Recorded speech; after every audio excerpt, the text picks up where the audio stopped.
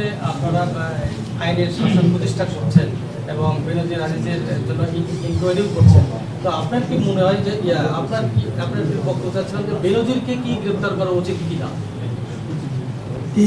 বেনজিরকে গ্রেপ্তার করা উচিত কিনা? এটা তো প্রক্রিয়া আছে,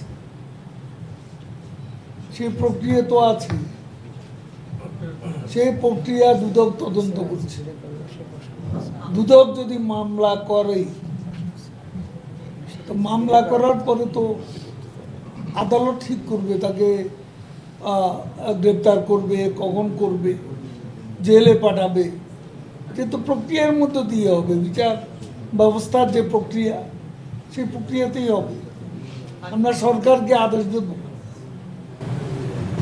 এই অবস্থাতেই আমরা দেখতে পাচ্ছি যে আপনি এর আগে থেকেই বলছিলেন যে সাবেক সেনাপ্রধান বা বেনজির আহমেদকে তারা যদি দোষী সাব্যস্ত হয় বা যেই হোক কেন, যত প্রভাবশালী হোক, আইনের আওতায় আসবে। এই প্রক্রিয়া যখন চলমান তখন আমরা দেখতে পাচ্ছি যে গতকালকে বিভিন্ন গণমাধ্যমে খবর এসেছে বেনজির দেশের বাইরে চলে গেছেন। এই প্রসেসের মধ্যে থাকতে থাকতে উনি দেশের বাইরে চলে গেছেন, এটি কি সরকারের ব্যর্থতা হিসেবে পরিগণিত? আমি ঠিক জানি না, আই এম নট ক্লিয়ার।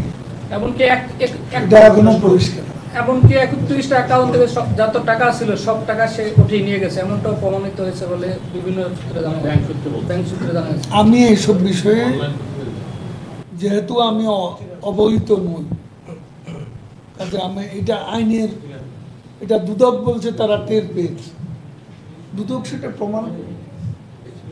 ভাই একটা বিষয় হলো